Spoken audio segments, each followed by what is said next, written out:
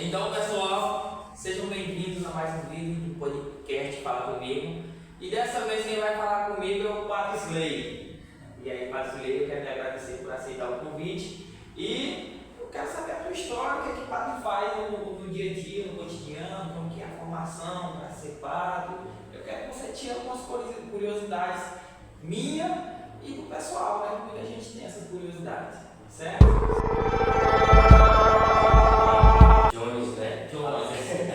Falei sério. Então é uma alegria poder te receber aqui e a gente poder fazer esse momento. Para aqueles que não me conhecem, eu sou o Padre Slay, eu sou aqui de Araguaína. Então minha mãe, meu pai, meu irmão, minha avó moram aqui. Tem alguns tios que estão em Goiânia, no Pará. E o que acontece? Eu tinha virado adolescente, desde criança, na verdade, a mãe sempre me levou para a igreja. E eu e meu irmão, teu irmão mais novo. E só que foi na adolescência, através de uma quadrilha, que eu, vamos dizer assim, que eu comecei a me engajar na igreja. Então, tinha um grupinho de adolescentes lá na comunidade, agora mesmo, e fazia uma quadrilha, ensaios, para poder apresentar, né, dentro de quadrilha. E eu fui para dançar aquela quadrilha. E foi a partir daquele momento que eu fui engajando, porque o que aconteceu? O ensaio era sempre depois do encontro. Então tinha um momento de oração, de louvor, aí depois a gente ia para o ensaio. Então o coordenador falava, vocês têm que vir para o encontro, depois que vai ter o ensaio da quadrilha. E assim começou o meu engajamento. Eu fui, comecei a gostar do encontro, porque antes eu ia só mais na missa, né? Isso eu tinha aqui uns 11 anos mais ou menos. E aí a partir daquele momento eu engajei na comunidade. Depois eu fui fazendo catequese, fui engajando um pouco mais. E foi a partir disso que eu comecei a ser coroinha, entendeu? E quando eu comecei a ser coroinha, que me chamou muita atenção aquele menino me ajudando no padre, eu falei assim, não, eu quero ser também.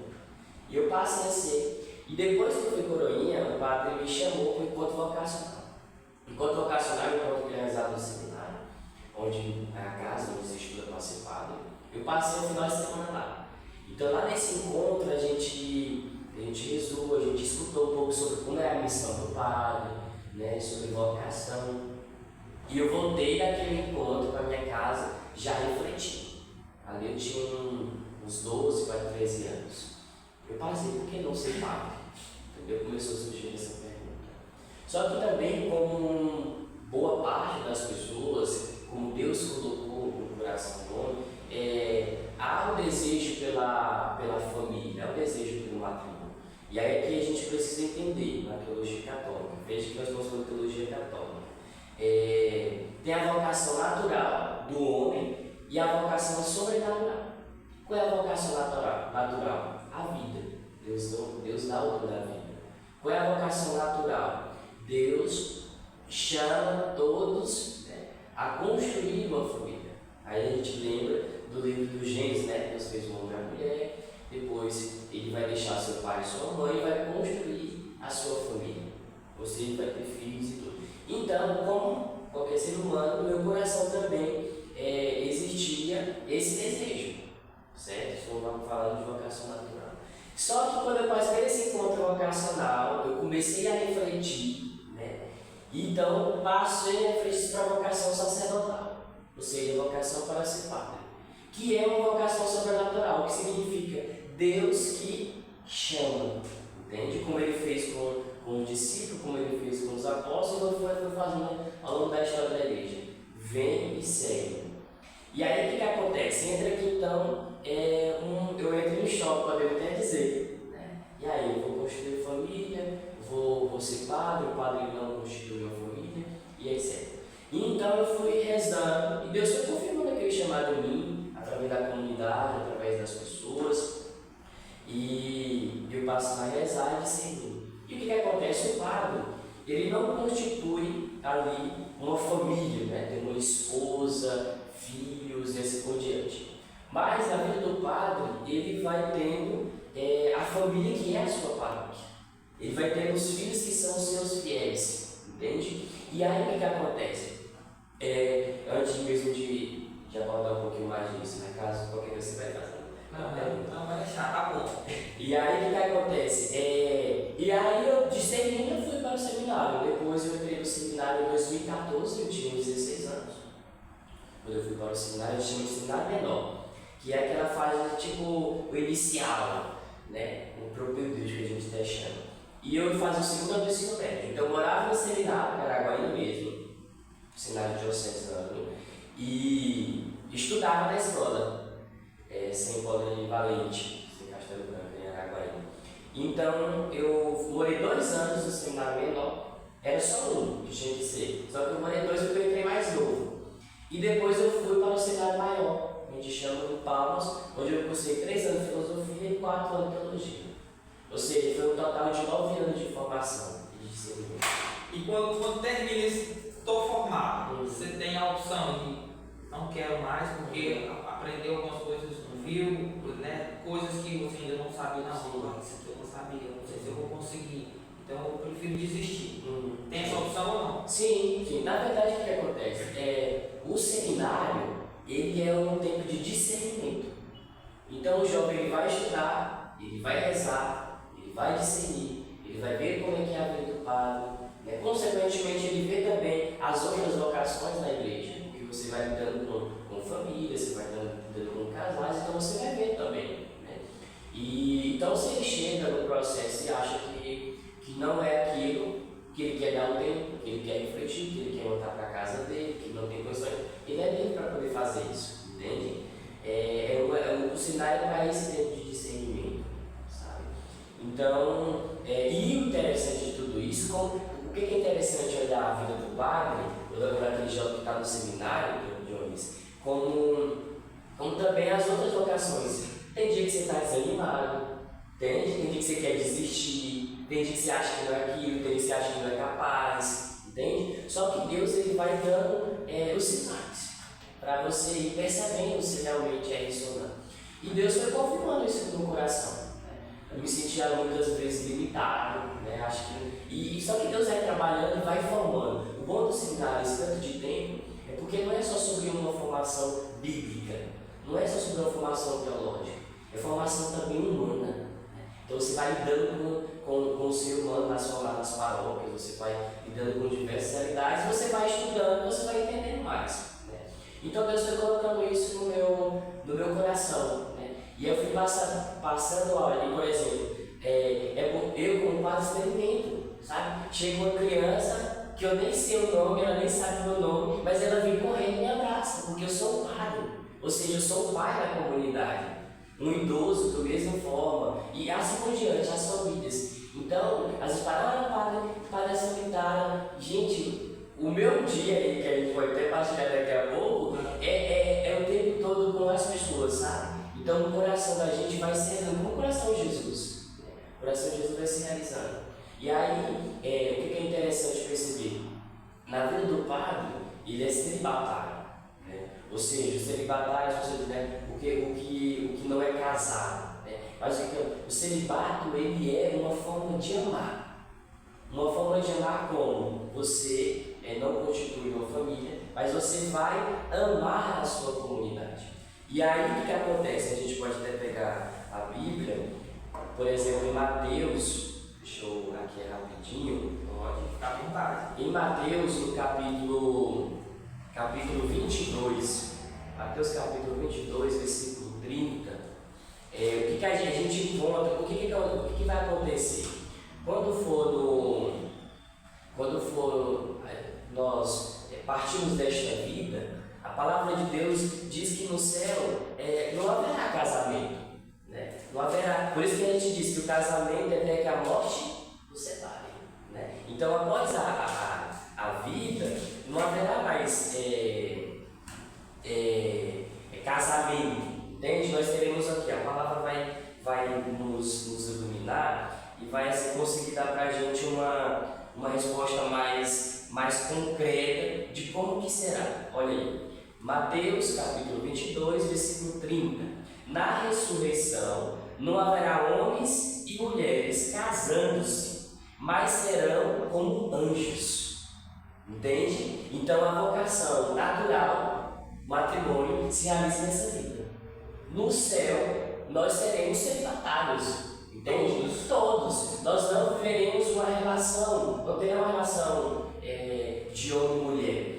Por quê? Aí a palavra diz, porque nós teremos cônjuge. Então o padre, olha que lindo, isso vai dando sentido à vida do padre. O padre, ele vive na terra aquilo que todos vão viver no céu. Você já antecipa, entende? E aí há 3 motivos, Jones, que traz para o celibato. Primeiro, é a razão cristológica, ou seja, o padre ele imita o Cristo. A Sagrada Escritura em nenhum momento diz que Cristo casou, constituiu uma família, que ele teve filhos. Ele se doou plenamente. Então o padre, vivendo o celibato, ele se assemelha a Jesus Cristo. Entende? Isso é exatamente para tentar ser mais semelhante a ele. Porque Cristo, ele é o sacerdote por excelência. O sacerdote, isso, vamos usar a linguagem. O sacerdote, o que é o sacerdote? O sacerdote é aquele que oferece a sua vida em consagração a Deus e ao povo. O padre é esse sacerdote. Então, ele vai se assemelhando a Jesus Cristo. Depois, a razão eclesiológica, ou seja, o padre, a igreja é mulher. Mais do que essa estrutura física, a igreja é o corpo místico de Cristo. Jesus, em Efésios, nós vamos ver, comparando a vida matrimonial como o amor do esposo para com a esposa. Ou seja, o esposo tem que amar a sua esposa como Cristo amou a igreja, nos diz em Efésios. Ou seja, o padre ele se casa com a igreja, entende? Porque ele é sacerdote, ele participa do sacerdócio de Cristo. Cristo é esposo da igreja, o padre é esposo da igreja, entende? Então aqui essa razão. E aí o que acontece? O padre, nessa dimensão, ele se doa à comunidade. Por exemplo, eu atendo aqui no município de Vanderlândia, mas atendo também o município de Piraquê. E dentro disso esses povoados, Costa Rica, Porta do Asfalto, Tucubelim, Brejão e assim por diante. Então, o padre, e isso me permite amar a igreja e me doar, entende? De modo mais planteiro, entende? E depois nós temos uma outra razão para nós do celibato, que é a razão escatológica, ou seja, sobre o fim. Aqui nos diz a palavra, no fim nós seremos como anjos. Salve quebrada! Hoje eu quero falar de uma empresa parceira do canal Podcast Fala Comigo, a Eletroa do meu amigo Irmão Sandro. É uma empresa que tem se destacado pelo seu compromisso com o cliente e pela qualidade e garantia nos serviços. Eles que trabalham com climatização, instalação elétrica, blindex, o espelho, todo tamanho, aqueles espelhos de academia. Se você precisar de uma luminária, de uma câmera de segurança, fazer também o forro. A equipe é desenrolada, pode contar com eles. Tá na hora de investir um pouco mais no seu conforto e na sua qualidade de vida. Tá na hora de colocar um forro, tá na hora de colocar um ar-condicionado, tá na hora de colocar um blindex para deixar a casa mais bonita. Então, se você se interessa por algum desses serviços, já sabe, né? Você liga lá, faz o seu orçamento, chama eles no WhatsApp aí, ou então fala comigo que eu faço a ponte. Você tá falando de fim, falou de lá depois do pós-morte. Eu queria que você explicasse pra gente como que a Igreja Católica vê o pós-morte. O que vai acontecer, o que eu tenho que fazer para que o pós-morte, fala do pós-morte. Sim, o que é interessante, Jones, entender? Nós estamos aqui, para nós católicos, nós temos 3 pilares. O pilar da Sagrada Tradição, Sagrada Escritura e Sagrado Magistério. Sagrada Tradição, nem tudo que os primeiros cristãos viveram com Jesus, experimentaram com Jesus está na Bíblia. Entende? Então, os apóstolos que conviveram com Jesus, eles foram passando, transmitindo a transmissão oral daquilo que eles experimentaram. Então, para nós católicos, a Sagrada Tradição, aquilo que se foi passando dos primeiros cristãos para os demais, é um pilar de fé para nós. Depois, vem o pilar da Sagrada Escritura. A Escritura ela veio ser escrita, já foi muito tempo depois que Jesus ressuscitou. ela foi formada e tudo mais, organizada, podemos dizer assim. Outro pilar da fé. E o Sagrado Magistério, que é aquilo que os bispos, aquilo que o Papa, o Magistério da Igreja, vai nos ensinando com doutrina de fé. Aqui eu tenho até o Catecismo da Igreja Católica, esse livrinho, ele aqui dá a síntese da nossa fé. Né? O que diz sobre a morte, o que diz sobre a vida, o que diz sobre tantas coisas. Aqui a gente tem o resumo do Sagrado Magistério da Igreja. E aí o que acontece? O que é importante nós... Pronto, entendendo isso, a gente entra aqui e podemos falar da nossa compreensão sobre o céu, sobre o fim, podemos assim dizer. O que nós compreendemos a partir desses 3 pilares sobre o fim? Haverá um caminho, né, definitivo, ou é o céu ou é o inferno. É definitivo, após morrermos é definitivo, o céu ou o inferno. O que acontece? Por que é definitivo? Porque não terá mais como o que fazer para, vamos dizer assim, mudar o percurso. O que se tem que ser feito é aqui, certo? E aí que a igreja compreende. Então o céu é definitivo, o inferno é definitivo. Aonde for, não haverá mais após a morte o que fazer. Mas a Igreja Católica ela nos ensina o seguinte, deixa eu ver se eu também posso também encontrar, e a gente consegue talvez dar um fundamento, mas quando a gente morre, nós teremos um julgamento, né? Um julgamento. E esse julgamento, a gente chama de julgamento particular. Deus vai julgar, a alma não vai ficar boiando, né? Porque o corpo fica, a alma vai ficar boiando nas nuvens, não. Aí nós teremos um julgamento particular ali. Deus vai, né, nos julgar. É tipo, vou dar um exemplo bem. É mais ou menos igual o filme Alto da Compadecida. Podemos assim, a gente consegue até vislumbrar um pouco mais, né? Tipo que... É mais assim, uma pergunta bem. Morri, você julgado, tipo assim, acabou aqui pra mim, né? Aqui na Terra, morri, você julgado. Na hora ou tem um tempo? Isso, na hora. Da hora. O que a igreja nos ensina, Jones, é que na hora que nós morremos, nós teremos esse julgamento, certo? E aí o que acontece? Após esse julgamento, ou a gente vai, e aí é preciso entender, doutrina católica que nós estamos falando, teremos um julgamento. Vamos imaginar que eu morri, eu procurei viver a palavra de Deus, eu fui uma boa pessoa, né, e assim por diante. Só que eu morri com algumas manchas de pecado, podemos assim dizer, certo? O que acontece? Nós vamos passar, essa pessoa que morreu com uma manchinha, ela vai passar pelo purgatório. Nós chamamos de purgatório, a Igreja Católica. Por quê? Para ir para o céu, nós temos que estar em um pleno estado de graça, certo? E aí o que acontece? O que é importante nós entendermos? Se eu distanciei de Deus, se eu rejeitei a salvação, se eu rejeitei o Evangelho, eu escolhi não crer em Deus, entende? O que nós compreendemos é que a pessoa ela fez a escolha de não querer participar da vida de Deus, do céu. Ela escolheu o inferno, entende? Agora, eu procurei viver a palavra, né, só que eu morri com alguns pecados. Mas esses pecados, esses pequenos pecados, eles, como eu procurei viver, porque nós precisamos de uma purificação.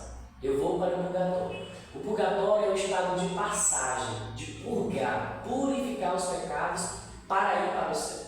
Por exemplo, em Apocalipse, capítulo 21, versículo 27, diz assim: nunca mais entrará nela, isso é, na vida, o que é impuro, nem alguém que pratica a abominação, mentira e assim por diante. Ou seja, o que está querendo dizer para nós? Que para ir para o céu eu tenho que estar puro. Entendeu? Em Mateus capítulo 5, quando fala das bem-aventuranças, né?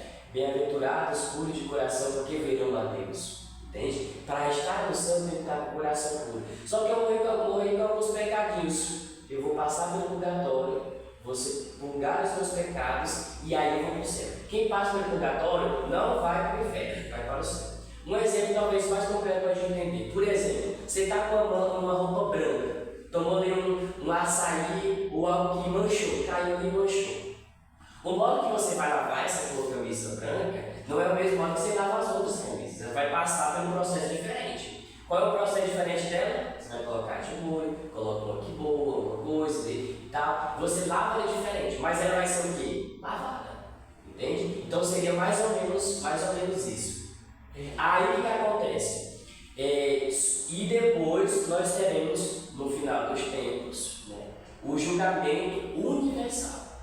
Então, Cristo vai retornar, ele diz a segunda vinda, né? Que a gente morreu, mas nem todos vão. Pode ser que Cristo volte e alguns estejam aqui ainda, entende? E aí vai ser esse momento do julgamento universal, onde a palavra de Deus diz que o corpo, a alma, se unirá ao seu corpo, entende? Nesse processo do juiz particular, a alma ainda não se uniu ao corpo plenamente, porque só será quando Cristo retornar. Teremos um corpo glorioso. Esse corpo que fala não é o mesmo corpo aqui da terra, ou é? Aí o que acontece? É uma discussão teológica, difícil de você dizer como será. O que fala é que o nosso corpo, essa carne, né, é para poder se unir à alma. Só que vai ser um corpo glorioso, então a gente não sabe dizer se realmente como que vai ser. Se esse vai se ficar glorioso. Isso, justamente. Entendeu? É uma discussão bem.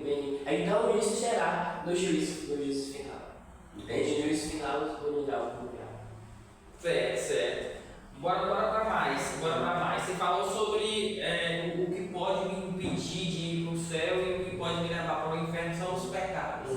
Então tem algumas coisas hoje na sociedade que o pessoal é uma polêmica muito grande. É pecado ou não é pecado? E aí esse pode me levar para o inferno ou esse é só um pecadinho que eu posso lavar lá na hora da purificação.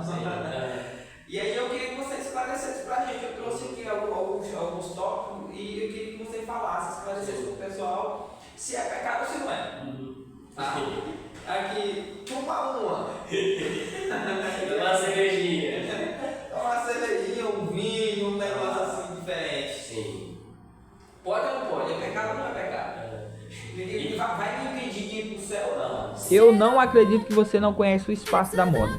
A loja da minha amiga Mercedes é uma loja de roupas e acessórios masculino e feminino, adulto e infantil, que está localizada aqui mesmo em Vanderlândia, em frente à Academia da Micaele. E se você ainda não conhece, eu te faço um convite para conferir de perto as opções e ofertas que estão te esperando para te deixar ainda mais na moda. Uma variedade de bolsas, perfumes nacionais e importados, shorts masculinos, esse modelo Mauricinho, shortinho jeans, aquele que tem um cintozinho bonitinho que vai te deixar, vários modelos de sandálias e sapatilhas, rasteirinhas, bonés para esconder, né, um pouco da tua lata aqui, dar uma disfarçada. Você vai encontrar lá também aquelas blusinhas femininas.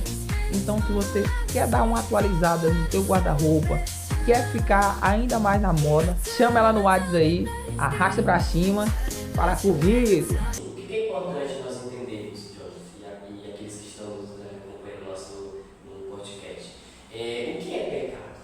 Entendi? Primeira coisa seria isso. O pecado, eu gosto de dizer assim, o pecado ele tem aquela brincadeira quando a gente é criança, tentar zangar com um coleguinha, a gente coloca o dedo aqui e fala assim, corta aqui, né? Então, o pecado, ele é o quê? É a gente cortar a amizade com Deus. Eu resumo o pecado isso. Eu escolho ofender a Deus, eu escolho cortar a amizade com Deus. O pecado é isso. E aí, o que acontece? Então, é uma ofensa a Deus, o pecado. E para nós, da Igreja Católica, nós temos a compreensão de pecado venial e mortal.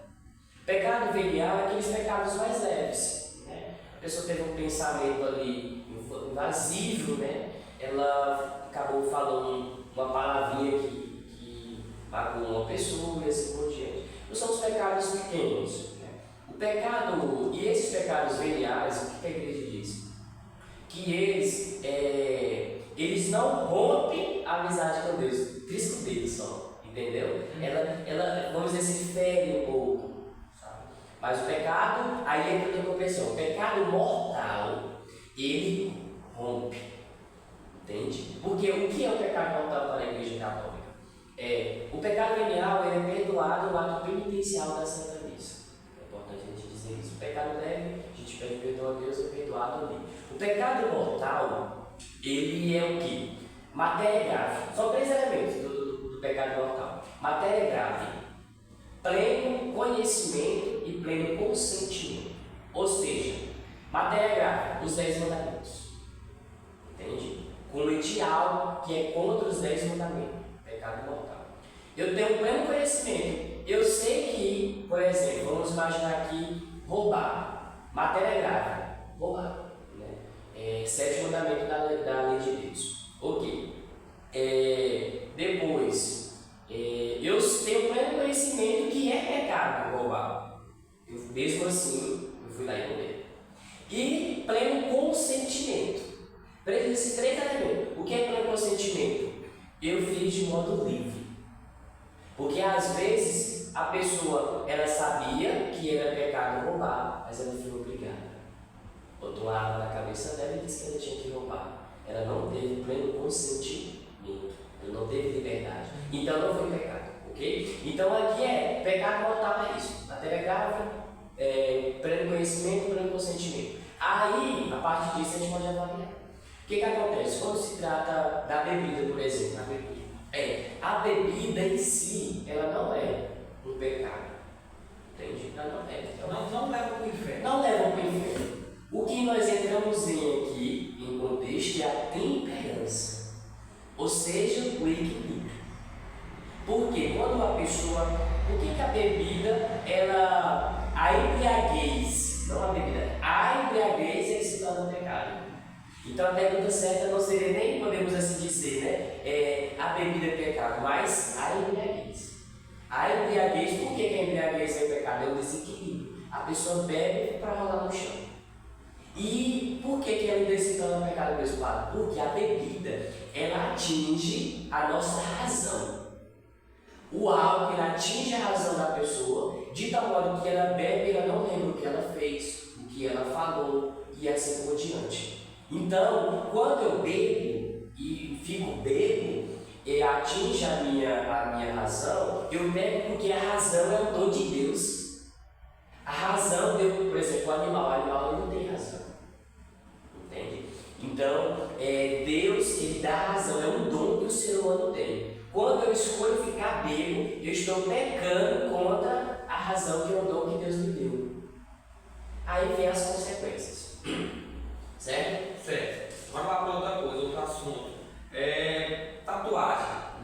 Tatuagem. Tatuagem é pecado ou não é pecado? Porque algumas pessoas citam alguns textos em relação à tatuagem e diz que é pecado, né? Aí eu não sei como você vai explicar isso. Sim. Tem um texto lá que fala sobre marcar o corpo, eu não sei se ele está se referindo à tatuagem mesmo, ou tem várias formas de marcar o corpo. Sim, Na verdade, o que acontece? O que a gente precisa entender? No livro de Levítico, né, vai abordar sobre isso, né, sobre a questão de tatuar o corpo. Só que acontece, a gente precisa também ver o contexto do texto bíblico naquele tempo, né, e em que se fazia para poder se cultuar os deuses pagãos e assim por diante. Então, a religiosidade, a fé, vai condenar aquela atitude. Quando a gente pega, por exemplo, em Coríntios, São Paulo, ele vai dizer que nós somos o quê? Templos do Espírito Santo. Então, qual é a intenção minha ao escrever, ao traçar no meu corpo uma tatuagem, algo, entende? E aí o que acontece? Como templos do Espírito Santo, como o Padre fala o seguinte: não precisa você fazer. Entende? Você é templo de Deus, Deus criou de modo muito perfeito. Você não tem necessidade de fazer uma tatuagem. Agora, se a pessoa quer fazer, às vezes vai fazer uma homenagem à mãe, a alguém, ao filho. Ou a Deus também, né? Tem algumas pessoas que têm algumas coisas nesse sentido, né? Isso, rosário, isso. Então a pessoa ela acaba fazendo. E aí então aqui entra a questão da intenção. Entende? intenção dela a fazer. Eu oriento que não faz, mas se fazer é que ela não tenha uma intenção que vai contra os princípios. Se ela faz algo que vai contra a fé, contra Deus, aí ela se torna um pecado. Entende? E aí o que é importante entendermos? O que a gente sempre tem que guardar é que nós somos templo do Espírito Santo. E como o templo do Espírito Santo, aquilo que se aplica à bebida se aplica também à tatuagem e a outras coisas, né? A temperança. Aí a pessoa ela enche o seu corpo de tatuagem. Faltou o quê? Temperança. Faltou equilíbrio. Entende? Então aí podemos também aplicar ao pecado. Porque ela saiu desenhando o seu corpo inteiro. Olha aí, um desequilíbrio, uma falta de temperança. Roupa curta. Roupa curta. Se encaixa aí no. Pelo que você explicou, já dá pra gente. A gente já vai pegando aí, né? Já dá pra pegar. Mas... Porque um exemplo, né? Por exemplo, porque sempre deixa eu só deixar uma coisa clara. Roupa curta, né? Aí quando fala pra mulher, e roupa mais que mostra mais o corpo também pra homem, camisa regata, né? Quero deixar claro isso pra não achar que tá só colocando as mulheres em. Isso, Só roupa curta do homem, algo que destaca mais o corpo, pode também se equiparar à roupa curta da mulher. Sim. O que acontece, Jones? O que a gente precisa olhar aquilo que a gente aplicou a tatuagem, a intenção. Qual a minha intenção é vestir uma roupa curta? Porque tá quente o tempo. Tá quente, ou eu quero realmente chamar a atenção de uma mulher, ou chamar a atenção de um homem. Qual é a minha intenção? Porque aí, dependendo da minha intenção, pode se tornar. A roupa em si, ela não é pecado. Entende? Mas a intenção, aí sim, se a pessoa tem a intenção, né, de mostrar o seu corpo, de ser desejada, ela vai fazer com que outros, né, peguem, assim, isso tanto aplica-se à mulher como ao homem, a intenção. E aí que é importante a gente também aplicar aqui é a questão da modéstia, entende? A questão da temperança. Qual é a necessidade, né, que eu tenho realmente de andar quase nu, podemos assim dizer, entende? Qual é a minha intenção diante disso? Então, a modéstia, ela ajuda a pessoa a se vestir bem, ela tem uma temperança nisso. Aí, por exemplo, aqui no Tocantins é quente, nosso estado é muito quente, né? A pessoa usa ali uma roupa mais curta por causa disso. A intenção dela é outra, entende? Ela não tem uma segunda intenção, podemos dizer. Então entra aí também essa questão da temperança e da modéstia. Não sei. Então, resumindo a questão do pecado e não pecado, não tem mais a ver com o ato, assim, não é tudo a ver com o ato, com o que ele faz, tem a ver também com a intenção. Isso, a intenção ela leva ao ato. Se ela tiver uma intenção maliciosa, ela vai acabar cometendo um pecado, entende? Ela vai alimentando aquilo no seu pensamento, porque o pecado não é o que é de fora para dentro, é o que sai de dentro para fora. Então ela alimenta aqui, né, e depois ela acaba fazendo.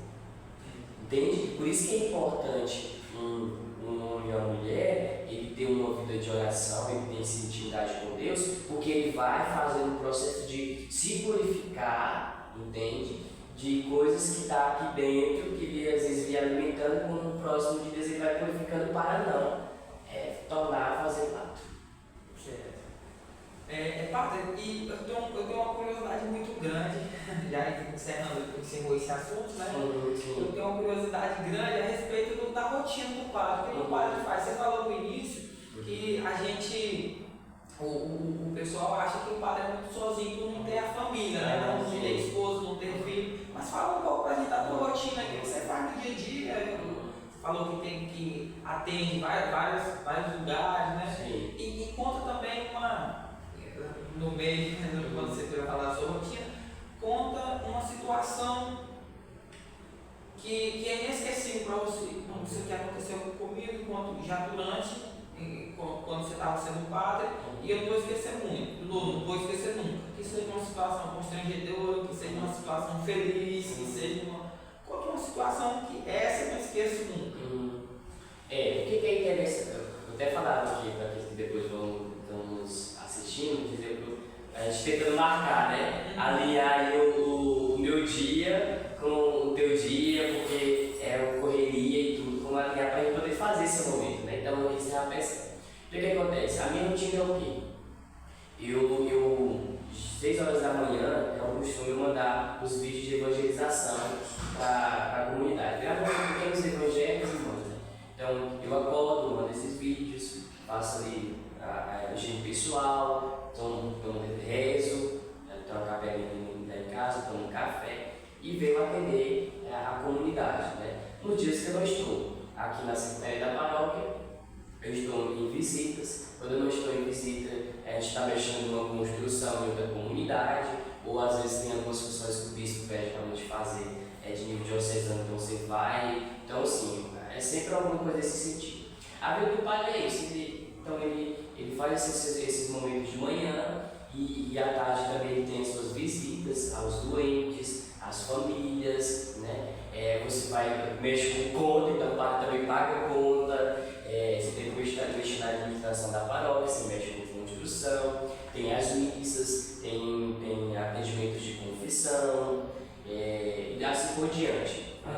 Mas, fora, eu vou chamar de trabalho, assim, fora, o padre é padre 24 horas, mas no seu tempo livre, você assiste um jogo, você assiste um filme, acompanha uma série, você faz, joga futebol. Sim. O que acontece? O que é interessante? A minha rotina é assim. E aí, antes de responder, por exemplo, como eu disse no início, eu atendo aqui e atendo o município de Piraqui. E atendo esses povoados, essas comunidades. Então tem domingo que eu tenho 5 missas, entendeu? Além de, às vezes, ter que ir no encontro, às vezes passar no almoço e assim por diante. E diante de tudo isso, eu não consigo agora recordar, por exemplo, além do dia da minha ordenação de padre, de quem tem a missa e de ordenado padre, um momento assim bem que eu agora recorde, né, impactante, de felicidade. Para mim, o dia da ordenação foi o dia mais feliz, porque foi um momento muito forte, né? Muita comunidade, muitas pessoas, a celebração linda e a gente chega onde a gente queria chegar. Alguns momentos assim, talvez você a mim impacto assim, como vamos dizer assim, tristeza, às vezes quando você tem uma partida de uma pessoa que está passando por um momento de sofrimento e nem sempre você consegue ajudar a resolver, mas você transmite uma palavra, então às vezes você sente, nossa, o que eu poderia fazer? Então você às vezes traz uma frustração, podemos assim dizer. Então mais ou menos seria isso. Mais na vida do padre é aquilo que ele espera, então no cotidiano a gente vai experimentando da alegria.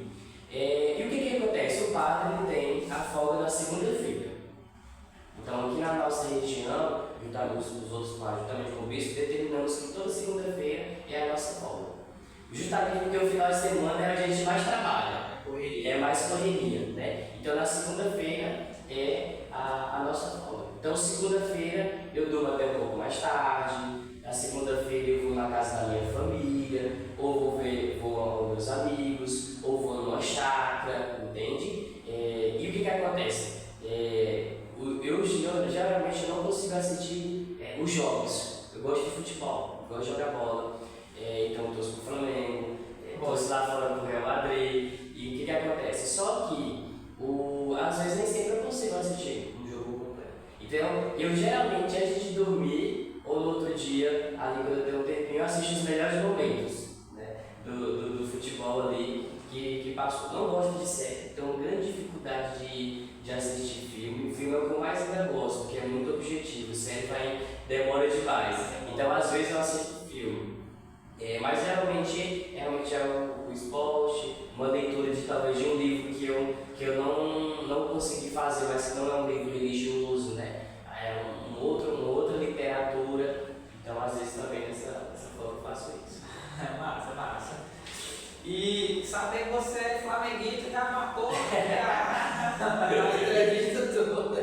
Melhorzinho do Brasil. Melhorzinho. Fala pra gente, você falou que gosta de ir em chácaras e isso me lembrou uma coisa, os acampamentos. Aí da igreja a gente vê que tem um movimento muito grande, né? Quando tem acampamento, um monte de carro aqui, ali quando o pessoal chega. Sim. sem falar na mídia, né? O pessoal postando. O que é esse acampamento? O que acontece? Por que surgiu esse acampamento? Porque eu lembro que antes não tinha. Sim. Né? Antes a gente via falar no retiro, né? Um retiro, mas não era o acampamento. Sim. Né? E aí já veio o nome dos campistas, que eu acho que está misturado aí. Sim. Explica pra gente o que é, pra quem não entende, né? Sei Sim. que muita gente sabe, mas Sim. a ideia é levar o conhecimento pra quem não sabe. Justamente. Então explica pra gente o que é esse acampamento, por que surgiu, Sim. como que funciona. O que acontece? Nós temos nas décadas de 60, se não me engano, um surgimento da renovação carismática. A renovação carismática é um movimento que ele surge na igreja um pouco mais, vamos dizer assim, com um reflexo dos dons do Espírito Santo. Então, oração dos carismáticos, orações de língua, repouso do Espírito Santo e assim por diante. Então, é um movimento que ele traz um renovo para a igreja naquele tempo, traz um renovo espiritual. E aí, o acampamento hoje, ele bebe dessa fonte da renovação carismática, esse louvor, esses dons e tudo isso. O acampamento, aqui em Wanderlândia, ele chegou, acho que tem talvez uns 9 para 10 anos, mais ou menos, já tem mais esse tempo. Mas ele já tinha em outros lugares, Paraná, Mato Grosso, em outros lugares. E o acampamento, ele é um instrumento de evangelização. Ele, então, vai para um espaço que a gente chama de sítio, e lá tem os momentos de orações, tem todo um cronograma, que a pessoa experimenta. É um encontro consigo mesmo, é um encontro com Deus, é um encontro com os outros que ali estão.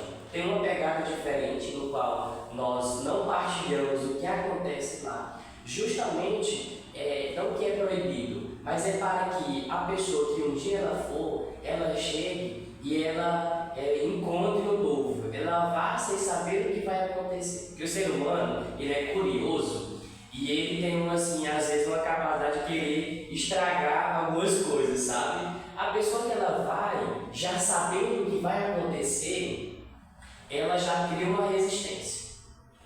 E sem falar também que ela pode criar uma expectativa alta demais. Isso. E não ser tanto igual ela justamente. Ou ao contrário, ela cria uma expectativa assim. Então, quase que vai. Justamente. Então, não, vai ter isso aqui lá. Não, eu não vou por isso, não. Entende? Então, a gente deixa como realmente surpresa.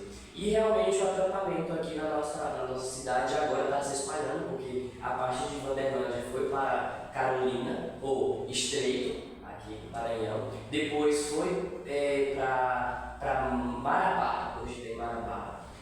Tem também em Palmas hoje, está se espalhando, E a nossa região aqui, as cidades circunvizinhas, Araguaína, Sinópolis, Xangai, por aqui tudo, está se espalhando. Porque esse instrumento de evangelização que é o acampamento vai alcançando e trazendo um ritmo novo, uma coisa nova para a vida das pessoas. Não só na dimensão dela com Deus, mas consigo mesmo e com os irmãos, engajam na comunidade, vivem uma coisa nova. Porque às vezes o retiro, muitos retiros, é aquela coisa meio de sempre, Oração, pregação, come, descansa. Só que o acampamento ele tem uma pegada diferente, E aí que eu deixo no vídeo para você e conhecer e aí fazer essa experiência. Só realmente sabe quem vai lá experimentar. E realmente vale muito a pena. Então, pai, eu queria lhe agradecer por aceitar esse convite, me receber aqui, E dizer para você que eu estou à disposição, caso você queira divulgar algum trabalho seu, também a gente pode usar o canal para falar de algo diferente quando tiver acampamento, a gente pode entrevistar o líder do acampamento, para falar sobre, ou depois que ele voltar, o canal está à disposição, certo? E é isso, se você quiser falar sobre, diz que tem um programa na rádio, Isso. falar o horário direitinho, o pessoal que quiser acompanhar. Sim. Então, primeiramente, agradecer a você por esse momento, eu acho que, e parabenizar por essa ação. A gente precisa estar esse meio de comunicação e trazer, né, levar a cultura, o conhecimento, que eu acho que é isso o objetivo, né? Então, permaneça, coragem, e eu coloco também à disposição, porque eu acho que tem muitos outros temas que depois a gente pode fazer também, né? Talvez aí o público também vai fazer algumas outras perguntas, a gente pode até pedir para poder deixar aí nos comentários, no chatzinho, fazer umas perguntas, que a gente depois pode fazer o segundo momento com essas respostas. E então a nossa paróquia ela tem as redes sociais, nós temos o Instagram, Paróquia Nossa Senhora da Conceição, Vanderlândia. Tem também o meu Instagram, Padre Gondim, está lá, você encontra. E a gente faz então esses vídeos de evangelização. Nós temos um programa na rádio de segunda a sexta-feira, das 11 ao meio-dia. Né? Na quinta e sexta-feira eu vou, nos outros dias outras pessoas da paróquia aqui também vão. E a gente está aí, à disposição, pouco a pouco evangelizando, e a gente vai semeando o evangelho no coração da nossa cidade de Vanderlândia. E tamo junto. Muito obrigado. Valeu, tamo junto. É isso, arrasta pra cima. Fala comigo.